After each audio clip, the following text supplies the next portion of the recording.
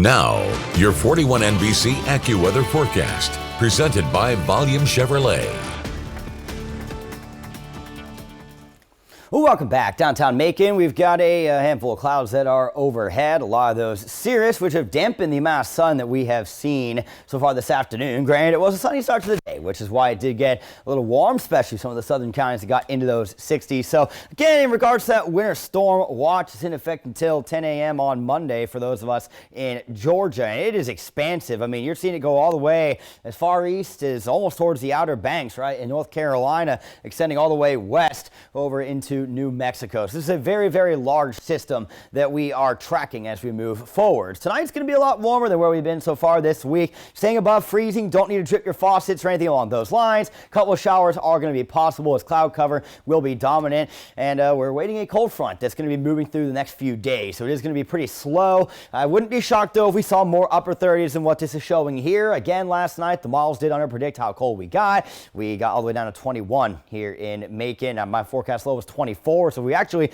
were colder last night than we were on Monday night and into your Tuesday. But there is a potential shift north with this track, and I'm actually starting to notice that as well with the American model, although it is a lot more subtle than it has been with the European, which with the Euro, it largely takes almost all the ice into like far north Georgia, Tennessee, you know, parts of the Carolinas. With the American, that's more snow in, you know, Tennessee to North Georgia, and then you get that ice that comes further south. So it's going to be very interesting to see how that does end up shaping up. That cold front I was talking about stalling out as we go into Friday. So that's going to spur on some showers to end your work week. And when we get into Saturday, it should start off as rain, but getting into the evening, especially the northern counties, we do expect there to be a bit of a shift over to some freezing rain that could carry over into Sunday as well. Now, you do notice that with this model here, a lot of this is staying north of the region. But that does not mean that that's going to end up being the case. So let's talk about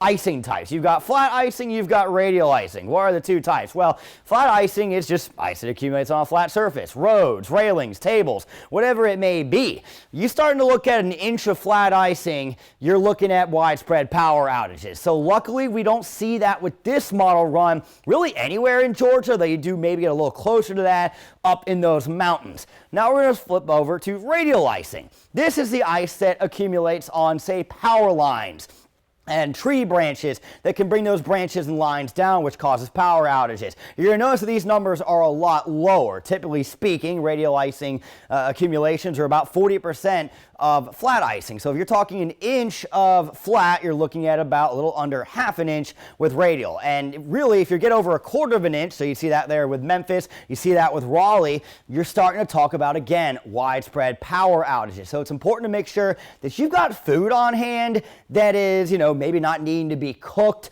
or, you know, non-perishable. Granted, it will be cold outside, so at least you will be able to store some things in the cold. And we don't expect perhaps the effects to be that bad, but let's go ahead and walk through this, right? We got some shower chances over the next few days. Nothing too widespread with those. In fact, we're all getting pretty warm, upper 60s, maybe a couple of low 70s in our southeastern reaches. And then we go into your Friday, and we're going to be seeing, again, that cold front finally arriving in with the showers. And I wouldn't be shocked if rain was a little more widespread than what this is showing on Friday, what with that front stalling out. But it really ends up coming down to, do the temperatures get cold enough to go into Sunday? And one thing the models may not do a great job of is analyzing cold air damming on the east side of the Appalachians, which can lead to some colder temperatures seeping down into east and middle Georgia. So that'll be something to account for. 63 tomorrow should be the warmest day of the week. I'll have your extended forecast in 10 seconds. Your 41 NBC AccuWeather 7-day forecast is brought to you by Volume Chevrolet. So again, the warmest day of the week tomorrow, though Friday not far behind it. And there will be showers more widespread on Friday. Rain likely Saturday, but a shift into some freezing rain could be possible sometime Saturday evening. And Sunday, there's a better chance. So I've got rainy here because, look, there is a possibility. It is not out of the realm of possibilities that this does end up being all rain, and that is what we want to see happen, especially given the fact that if you do end up with power outages, we're going very cold into the early parts of next week, down to those teens Monday night and Tuesday. So it's going to be something to be aware of. Make sure that you're prepped.